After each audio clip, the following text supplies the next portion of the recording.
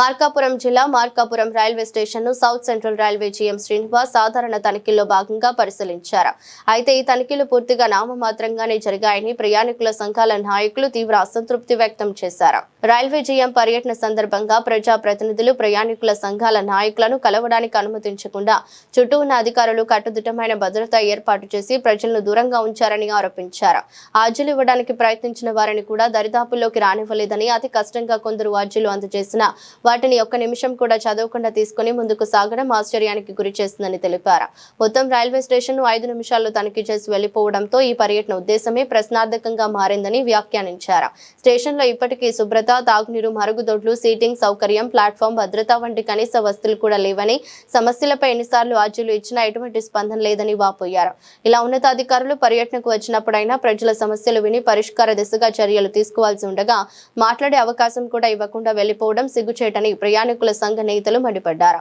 ఈ తనిఖీలు నిజంగా సమస్యల పరిష్కారానికైనా లేక తూతూ మంత్రంగా కేవలం ఫోటోలు మరియు ఫైళ్ల కోసమేనా అంటూ ప్రశ్నించారు.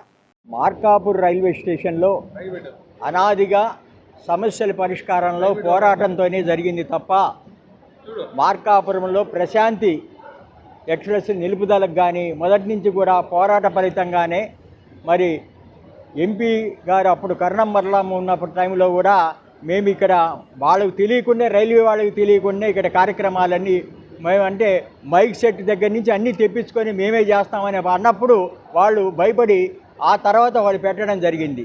ఈరోజు పరిస్థితి ఏంటంటే జీఎం గారి స్థాయిలో ఉన్న వాళ్ళు గతంలో కూడా గత జీఎం వచ్చినప్పుడు వచ్చారు వెళ్ళారనే పరిస్థితి తప్ప మార్కాపురంలో రైల్వే స్టేషన్లో ఏం సమస్యలు ఉన్నాయో ఆ సమస్యలు పరిష్కరించుకొని ఎలా చేయాలని డిస్కషన్ అనేది కూడా కనీసం ప్యాసింజర్ అసోసియేషన్ కానీ బీజేపీ పార్టీ ఇప్పుడు ఉంది, మరి కేంద్రంలో వాళ్ళకు కానీ మిగతా ప్యాసింజర్స్ పరంగా మరి ఈ ప్రాంతానికి గజ్జలకొండ, రాయవరం అలాంటి ప్రాంతం వాళ్ళు కూడా చాలామంది కూడా వచ్చేసి నిరాశ చెందిన పరిస్థితి ఏర్పడింది.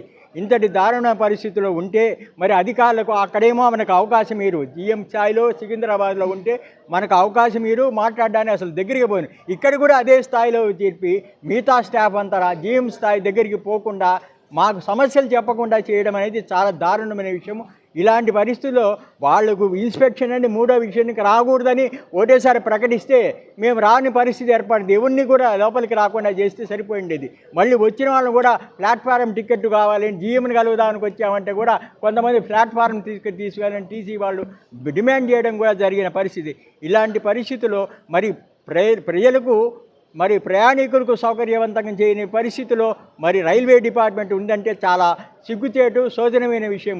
దీన్ని ప్రభుత్వ పరంగా మరి కేంద్ర ప్రభుత్వం కానీ కేంద్ర ప్రభుత్వ రైల్వే మరి శాఖ మంత్రి కానీ మరి ఉన్నతాధికారులు కానీ ఈ స్థాయిలో ఉంటే మాకు ప్రజలకు ప్రయాణికులకు అవసరమైన సౌకర్యాలు జరగని పడవద్దు.